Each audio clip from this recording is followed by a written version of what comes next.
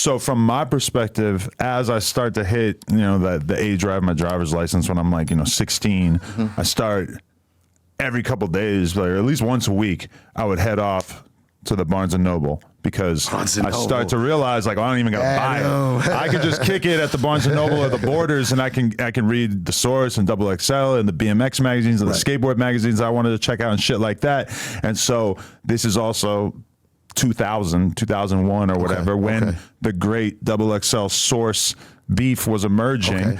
And so I become familiar with Benzino as a result, basically, of that conflict. Of that whole situation. And I'm pretty aware at that time that I'm basically in the middle of a propaganda war between these two publications. Well, yes. I mean, well, it looked like that with me because back then everything was personal with me, and that I don't think I fully, you know what I'm saying, I don't want to say grew up or matured, but I still was, even though I learned a lot being at the Source and learned a lot on how to be a businessman on the fly up there, I still had that hip hop, if you disrespect me, that personal thing. And the thing with the XXL, and XXL was necessary now that I'm older, I could say that, because we're only putting one artist a month, on the cover. That's 12 artists a year. There's way more artists. So it's nothing wrong with a XXL coming in. Now, we knew from the beginning that XXL basically just copied our blueprint. It was Coke and Pepsi. We understand that part.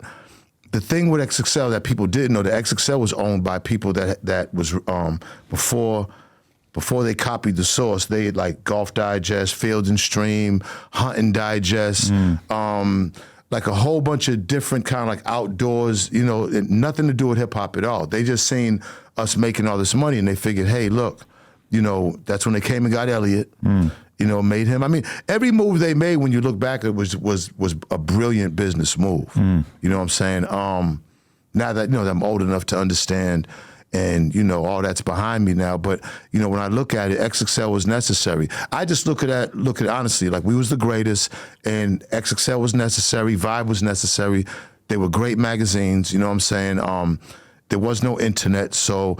People don't realize all the hard work, those 8-9 page features that them journalists had to do with writing and editing. I mean, a lot goes into making a magazine, and all the people at the Source that was responsible, all of them from all them years, man, did amazing jobs. It's just fascinating when you compare the media landscape of that time to now, where nowadays the media landscape, I mean, there's a lot of contentious issues between people and stuff, but somebody like me and Vlad, or academics, or Sean Cotton from Say Cheese, et cetera, I mean, for the most part, we're able to get along pretty well because we all understand that the average consumer is probably going to consume content from all of us, depending on who makes the best stuff, and we all know that none of us has a monopoly on getting the best guests, and we can all try our best to get whoever to do the best guests or the best conversations or whatnot, but ultimately, it's very easy for the consumer to pick and choose whatever they want to consume, which is completely different than the Source and XXL, where you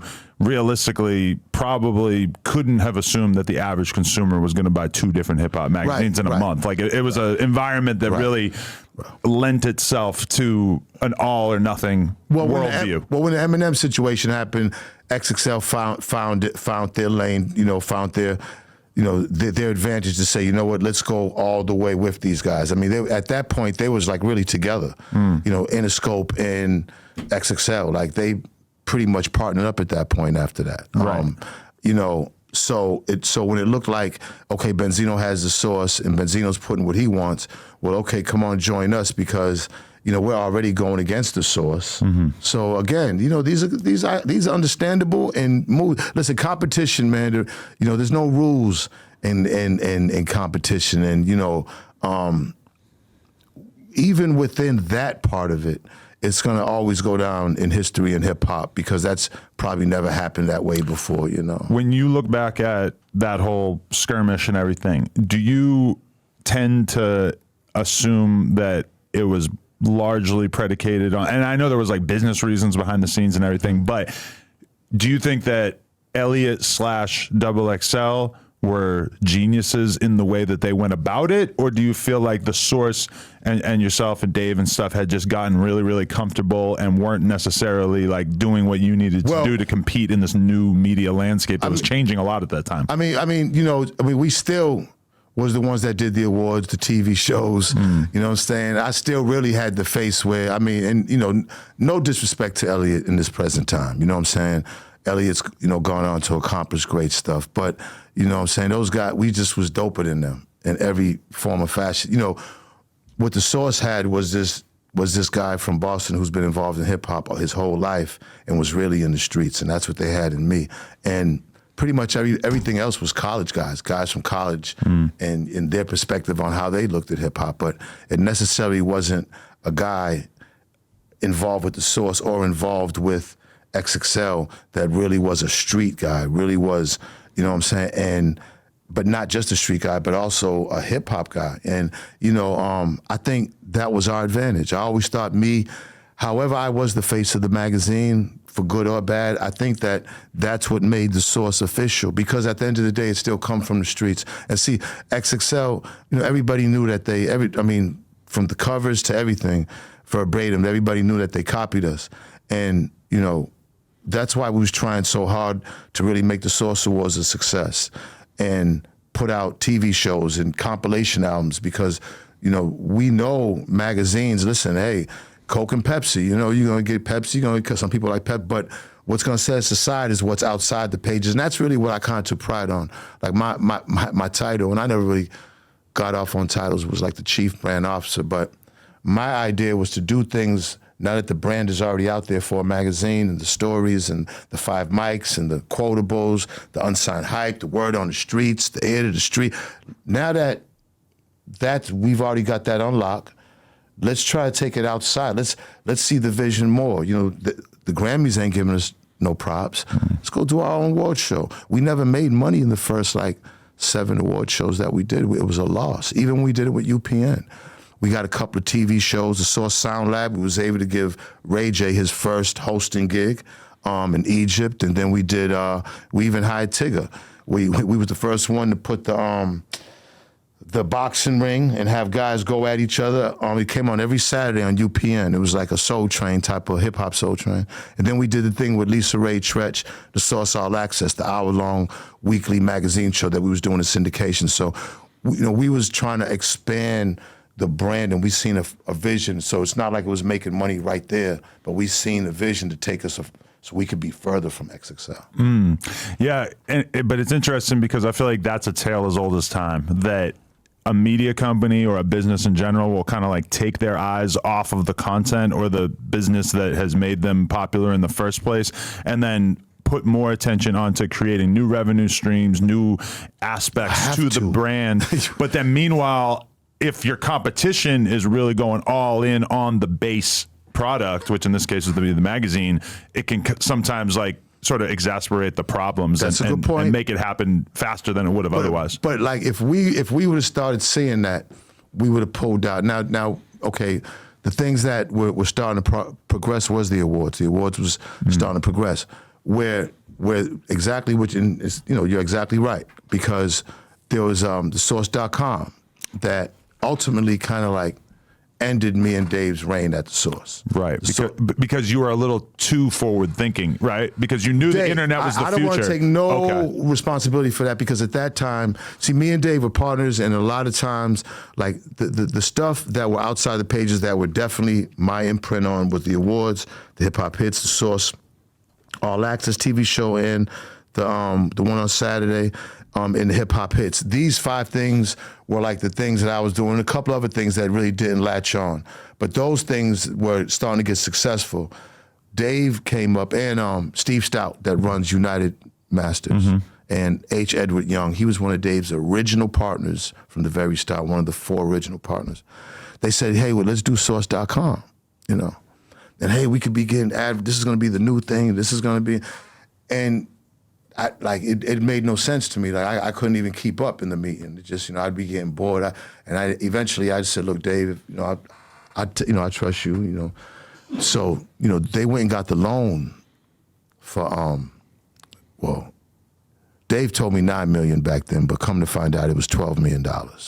All right, it was a $12 million loan, and it was at like I think 25% interest, and it was from a bank, a small bank in Providence, Rhode Island. And this is what year? 2001? No, before that. Before that? Ooh, okay. This was like 90, maybe 99, 2000. So like pre-dot-com bust. Right around that time. Yeah. So took a lot of people out. So they went and got a brand new office on Fifth Avenue, and I walked in. He said, "Come here, I want to show you something." And there's like 30 desks with these big ass white computers on there, big stupid, like this is huge, big boxes. And it just didn't. I don't want to say impressed because that's sounding like I don't want to sound mean, but it just didn't. Like I didn't see it. I didn't understand it, so it just. I was like, okay, Dave, boom, boom, got up out of there. And then come to find out later that it crashed. The whole thing crashed. It didn't work, and we owed the payments ballooned up to $30 million. So the website was never online and operational? It was. It started, and it had a lot of problems.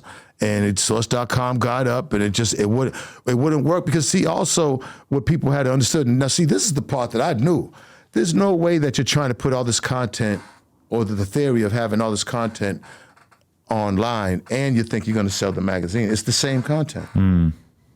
Like one has to push the other. One has to be, and I knew that back. See, my mind at least knew that. You know what I'm saying? Like I knew it's like you can't put the same content, just digitize it and put it in there and think that, okay, now we're going to get double the advertisement because nobody had phones. Especially nobody had computers. Because the bread and butter is people going to the store and buying the fucking magazine. So like, how could you possibly accept the idea that we should just be giving all this information away for free on the site? But they seen it. Yeah. They seen it. And I remember Russell Simmons buying up everybody's .com rights back. These were the early, and I just didn't know what the fuck this shit was. Now, years later, look at what's happening.